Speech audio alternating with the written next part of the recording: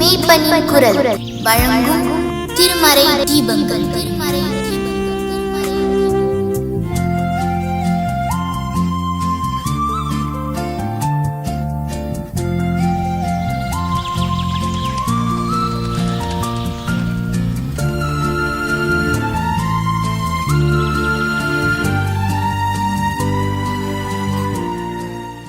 இயேசுவின் குடும்பம் ஒன்று உண்டு, அன்பு நிறைந்திடும் இடம் உண்டு.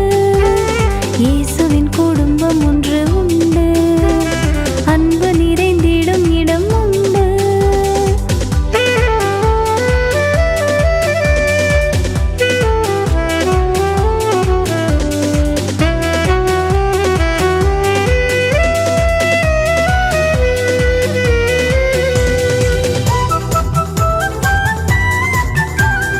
இயேசுவின்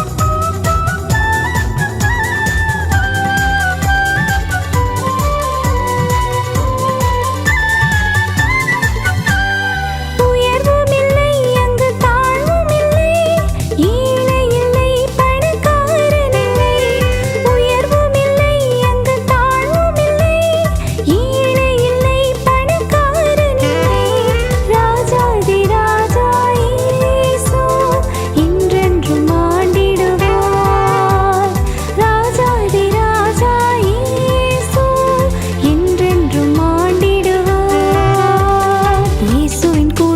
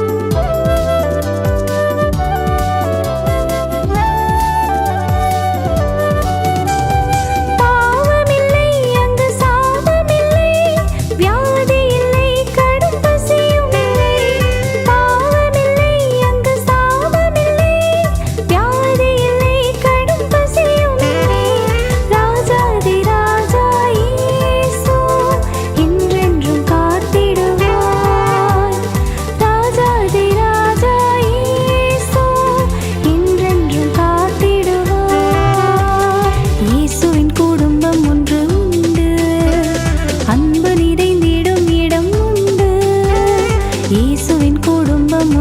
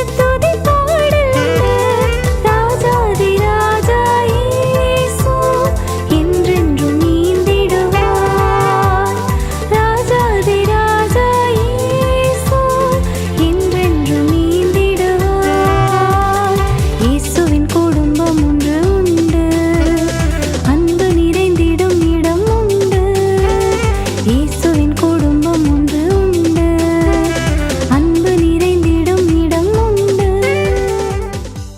உங்கள் அனைவருக்கும் ஆண்டவர் இயேசு கிறிஸ்துவின் இனிய நாமத்தில் அன்பின் வாழ்த்துக்களை மகிழ்ச்சியோடு தெரிவித்துக் கொள்ளுகிறேன். கர்த்தர் உங்கள் ஒவ்வொருவரையும் குடும்பத்தாரையும் ஆசீர்வதிப்பாராக. இன்றைய சிந்தனையை மத்தேயு நற்செய்தி நூல் 19ஆம் அதிகாரம் 4, 5, 6 ஆகிய 3 வசனங்களிலே திருமண வாழ்க்கையை குறித்து ஆண்டவர் சொல்லக்கூடிய சில சத்தியங்களை மாத்திரம் உங்களோடு பகிர்ந்து கொள்ள விளைகின்றேன். பறவை இனங்களில் பறக்க முடியாத ஒரு பறவை ஒன்று உண்டு. அதுதான் பெண்குயின் பறவை. மற்ற பறவைகளை எல்லாம் பார்க்கும் பொழுது தனக்கும் சிறகு இருக்கிறது, ஆனால் தன்னால் பறக்க முடியவில்லையே என்று சொல்லி தம் வாழ்க்கையை நினைத்து வேதனைப்படாது. தனக்கு கிடைத்த வாழ்க்கையில் மிக நேர்த்தியாகவும் மிக சிறப்பாகவும் நம்முடைய மனித குடும்பத்திற்கு பெண்குயின் ஒரு மாதிரியான குடும்ப வாழ்க்கையும் வாழ்ந்து காட்டுகிறது. பெண்குயின் பறவை தன் வாழ்வின் கடைசி வரையிலும் ஒரே துணையோடு வாழும் பழக்கமுடையது. பெண்குயின் பறவை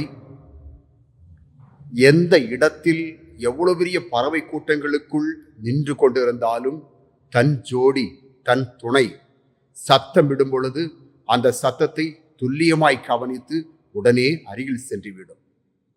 பெண்குயின் பறவை முட்டையிடும் பொழுது அதனுடைய முட்டைகளை ஆண் பறவை, ஒருவேளை பெண் பறவை வெளியே உணவுக்காக செல்லும் பட்சத்தில் இந்த ஆண் பறவையானது தம்முடைய கால்களிலே அந்த முட்டையை வைத்துக் கொள்ளுமா, அந்த முட்டையை தம் தோல் மடிப்பிலே வைத்து மூடிக்கொள்ளுமா. பிறகு குஞ்சுக்கு 2 பறவைகளும் சேர்ந்தே உணவையும் கொடுக்குமா. எத்தனை சிறப்பு பாருங்கள்! தன்னால் பறக்க முடியவில்லையே என்று வேதனைப்படாதபடிக்கு தனக்கு கிடைத்த வாழ்க்கையில் குடும்பத்தை மிக சிறப்பாக நடத்துகிற பெண்குயின் பறவை எத்தனை சிறப்பு பாருங்கள்! அன்பு தேவனுடைய பிள்ளைகளே, நீங்களும் நானும் இப்படிப்பட்ட ஒரு குடும்ப அமைப்பில் மிக சிறப்பானவர்களாக வாழ வேண்டும் என்பதுதான் இறைவனுடைய எதிர்பார்ப்பு. திருமணம் என்பது இறைவன் இவ்வுலகத்திற்கு தந்திருக்கக்கூடிய ஒரு பெரிய ஒரு ஆசீர்வாதம். கணவன் மனைவிக்காக வாழ வேண்டும், மனைவி கணவனுக்காய் வாழ வேண்டும். ஒருவர் பாரத்தை ஒருவர் சுமந்து அன்போடு ஐக்கியமாய் வாழ வேண்டும். இது ஒரு புது உடன்படிக்கை என்று வேதம் உரைக்கிறது. தேவனால் ஏற்படுத்தப்பட்ட ஒரு சிறந்த ஒப்பந்தம் தான் திருமண ஒப்பந்தம். திருமணம் என்பது ஒரு உடன்படிக்கை. இறைவன் நம் தனியாக அல்ல, இணைந்து வாழ வேண்டும் என்பதற்காக தந்திருக்கக்கூடிய ஒரு ஆசீர்வாதமான ஒரு கூட்டுறவு. ஆனால் இன்று பல குடும்பங்களுடைய நிலைமை எப்படி இருக்கிறது? சில பேருடைய திருமண வாழ்க்கை கேள்விக்குறியாகத்தான் நின்று கொண்டிருக்கிறது. சில குடும்பங்கள் கோர்ட்டில் நின்று கொண்டிருக்கிறார்கள், சில குடும்பங்கள் காவல்துறை படிக்கட்டில் நின்று கொண்டிருக்கிறார்கள், சில குடும்பங்கள் பிரிவினைகளோடு சண்டை சச்சரவுகளோடு எப்பொழுது வெடிக்கும் என்று தெரியாமல் வீட்டுக்குள்ளே ஒரு கல்லறை மயான அமைதி போல காட்சியளித்துக் கொண்டிருக்கிறார்கள். இன்னும் சில குடும்பங்களில் வேறு வழியே இல்லாமல் சகித்தும் வாழ்ந்து கொண்டிருக்கிறார்கள். இன்று எத்தனையோ குடும்பங்கள் சிதைந்தும் போய் இருக்கிறது, எத்தனையோ குடும்பங்கள் மகிழ்ச்சியாயும் வாழ்ந்திருக்கிறது. திருமறையில் எவ்வளவோ குடும்பங்கள் இருக்கிறது. ஈசாக்கு ரெபெக்காள் குடும்பம், போவாஸ் ரூத்து குடும்பம், எல்கானா அன்னாள் குடும்பம், யோசேப்பு மரியாள் குடும்பம், ஆக்கில்லா பிரிஸ்கில்லா குடும்பம், எத்தனையோ குடும்பங்கள், வெற்றி பெற்ற குடும்பங்களும் இருக்கிறார்கள். தோல்வியடைந்த குடும்பங்களும் திருமறையில் இருக்கிறது. மத்தேயு 19ஆம் அதிகாரம் 4ஆம் வசனத்தில் திருமண வாழ்க்கை, குடும்ப வாழ்க்கை இவைகளை குறித்து ஆண்டவர் உரைக்கும் பொழுது ஆண்டவர் எடுத்துக்காட்டுக்காக பயன்படுத்துகிற ஒரு வார்த்தை ஆதாம் ஏவாளுடைய குடும்பம். ஆதாம் ஏவாளின் குடும்பம் ஒரு வெற்றி பெற்ற குடும்பம் அல்ல, தோல்வியை கண்ட குடும்பம். அன்பானவர்களே, இது எத்தனையோ குடும்பங்கள் ஏன் தோல்வி அடைகிறது? திருமண வாழ்க்கை மிக சிறப்பாக தான் அமைந்திருக்கும், நல்ல முறைமையில் தான் நடத்தி இருப்பார்கள், ஆனால் வாழ்க்கை தோல்வியாகி முடிந்து விடுகிறது. அதற்கு காரணம் என்ன? அதைத்தான் இந்த ஆதாம் ஏவாள் இந்த சிந்தனையின் வழியாக நான் உங்களோடு பகிர்ந்து கொள்ள விளைகின்றேன். ஆதாம் ஏவாளுடைய குடும்ப வாழ்க்கை தோல்வியுறுவதற்கான முதல் காரணம் தேவையில்லாத பேச்சு. அன்பானவர்களே, குடும்பத்திலே பேச்சு என்பது மிக முக்கியமானது. இறைவன் 2 குடும்பத்திலே பிறந்து வளர்ந்த அன்பு பிள்ளைகளை குடும்பமாய் திருமணம் என்கிற சூழ்நிலையில் இணைக்கிறார். அதற்கு பிறகு கணவன் மனைவியோடு பேச வேண்டும், மனைவி கணவனோடு கூட பேச வேண்டும். தன் இன்பம் துன்பம் எதிர்பார்ப்பு அத்தனையும் மனைவியோடும் கணவனோடும் ஒவ்வொரு நொடியும் பகிர்ந்து கொண்டே இருக்க வேண்டும். ஒரு பொழுதும் தவிர்க்கவே கூடாது. அதே நேரத்தில் தேவையில்லாதவர்களோடு பேச்சை குறைத்து கொண்டால் குடும்பம் சமாதானமாயிருக்கும். ஏவாளை பாருங்கள், தேவையில்லாத சர்ப்பத்தோடு தன் நேரத்தை செலவழித்தாள். இன்னும் அப்படித்தானே எத்தனையோ மனிதர்கள் பாருங்கள், தேவையில்லாத தொடர்பு சாதனத்திலே தம் நேரத்தை செலவழித்து மனைவியோடு கணவனோடு பிள்ளைகளோடு பேசாமல் அந்த நேரத்தை வீணடித்துக் கொண்டிருக்கிற கடினமான ஒரு சூழல். இதுதான் இன்றைய குடும்பத்துடைய சாபக்கேடாய் இருந்து கொண்டிருக்கிறது. பேசுங்கள், மனைவியோடு பேசுங்கள், கணவனோடு பேசுங்கள், பிள்ளைகளோடு கூட பேசுங்கள். ஒருபொழுதுமே அவர்களோடு கூட பேசுகிற நேரத்தை ஒருபொழுதுமே விட்டு விடாதீர்கள். அதிகமாய் பேச பேச பேச குடும்பத்துக்குள்ளே சந்தோஷம் இருந்து கொண்டே இருக்கும். பெண் குயின் பறவையை பாருங்கள், பெருந்திரளான கூட்டமாய் இருக்கும்.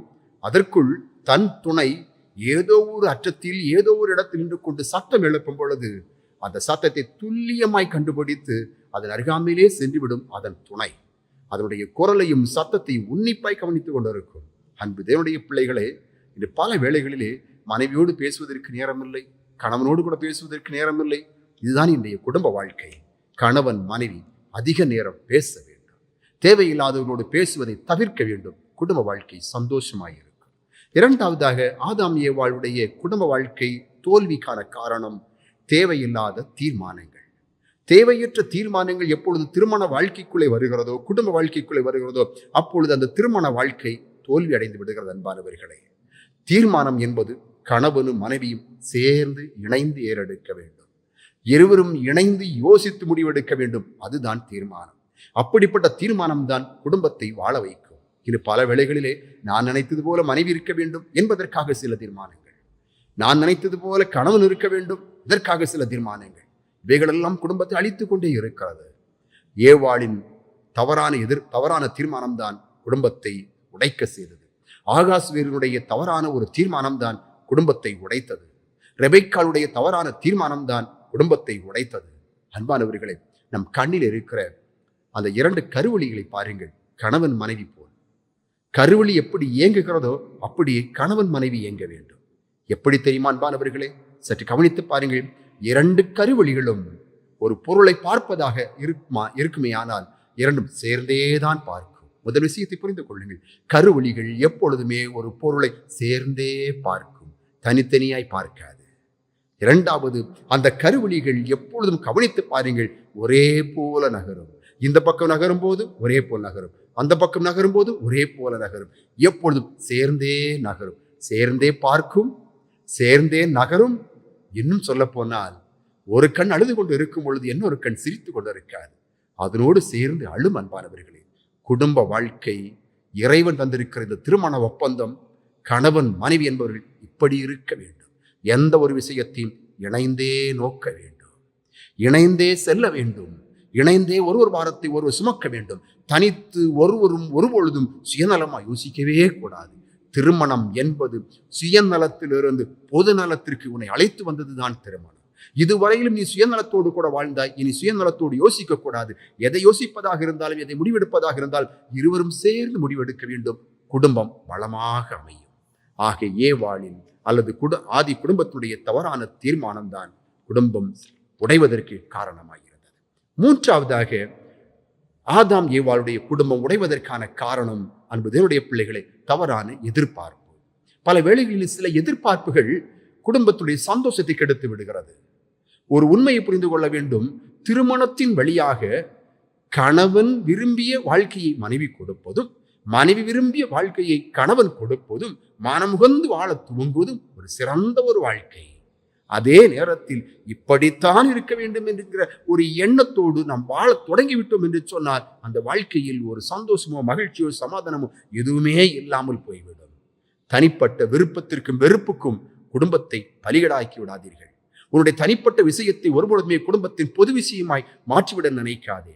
நான் நினைத்தது போல் நீ இருக்க வேண்டும் என்று சொல்லி அவர்களை நீ நினைத்தது போல மாற்ற நினைக்காதே. குடும்பம் உடைந்து போய்விடும். ஏவாளை பாருங்கள். தாங்கள் தேவர்களைப் போல வாழ்ந்தால் நலமாயிருக்குமோ என்று சொல்லி தம் எதிர்பார்ப்பை ஆதாமிடத்திலே கொண்டு வருகிறாள். அதுதான் குடும்பத்தினுடைய உடைவுக்கு மூன்றாவது காரணம். அன்பு தேவனுடைய பிள்ளைகளை, மனைவி என்ன ஆசைப்படுகிறாள், கணவன் என்ன ஆசைப்படுகிறான், மனைவி என்ன எதிர்பார்க்கிறாள், கணவன் என்ன எதிர்பார்க்கிறாள், இப்படி கொஞ்சம் யோசித்து அந்த எதிர்பார்ப்புக்கு ஏற்றவாறு நம்மை சரி செய்து கொண்டால் அந்த வாழ்க்கை எவ்வளவு வளமாக இருக்கும். ஆக்கில்லா பிரிஸ்கில்லா சரித்திரத்திலே ஆக்கில்லாவுக்காக பிரிஸ்கில்லா தன் உயர்ந்த தேசத்தையும் உயர்ந்த இடத்தையும் விட்டு வெளியே வருவாள். ஏன் தெரியுமா? கணவனுடைய மகிழ்ச்சிக்காக. இப்படி ஒவ்வொருவரும் கணவன் மகிழ்ச்சிக்காக, மனைவி மகிழ்ச்சிக்காக என்று சொல்லி யோசிக்க தொடங்கிவிட்டால் நிச்சயமாய் அந்த குடும்பம் சந்தோஷமாயிருக்கும். ரெபெக்காளின் தவறான எதிர்பார்ப்பு தான் குடும்பத்தை உடைத்தது. யெசபேலின் தவறான எதிர்பார்ப்பு தான் குடும்பத்தின் வீழ்ச்சிக்கு காரணமாக இருந்தது.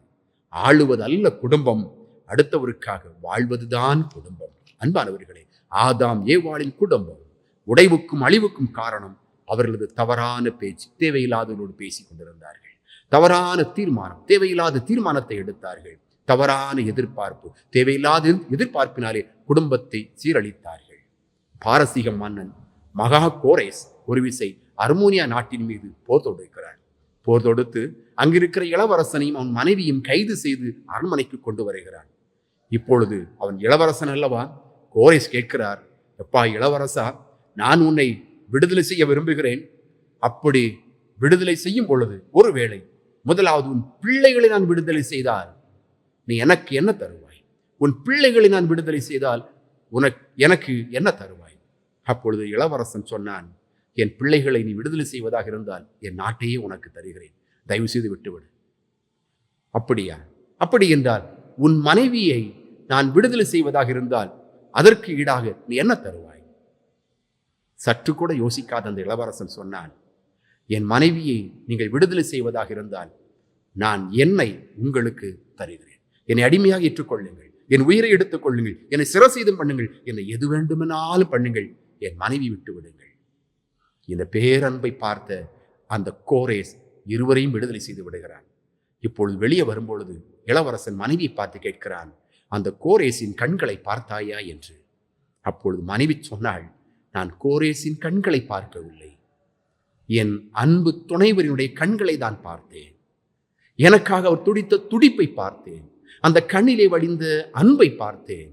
எப்படியாவது என்னை விடுதலை செய்து விட வேண்டும் என்பதற்காக மனைவிக்காக தன் உயிரையே கொடுக்க இருந்த அந்த கணவனுடைய உயர்ந்த தியாகத்தை அந்த கண்ணிலே பார்த்தேன் என்று சொன்னாளாம். அன்பு தேவனுடைய பிள்ளைகளே, இதுதான் இறைவன் நமக்கு தந்திருக்கிற திருமண வாழ்க்கையுடைய ரகசியம். ஒருவர் பாரத்தை ஒருவர் சுமந்து ஒருவர் மற்றவருக்காக அன்பு செய்து இணைந்து வாழ்வதுதான் சிறந்த வாழ்க்கை. திருமுறையும் இறைவனும் இதை நம்மிடத்தில் எதிர்பார்க்கிறார். உங்கள் திருமண வாழ்க்கையில் நீங்கள் எப்படி இருக்கிறீர்கள்? அன்பானவர்களே, விட்டு கொடுத்து வாழுங்கள், தியாகம் செய்து வாழுங்கள், ஒரு வாரத்தை ஒரு சுமந்து வாழுங்கள். கர்த்தர் தாமே இந்த வார்த்தைகளை ஆசீர்வதித்து தருவாராக. ஆமென்.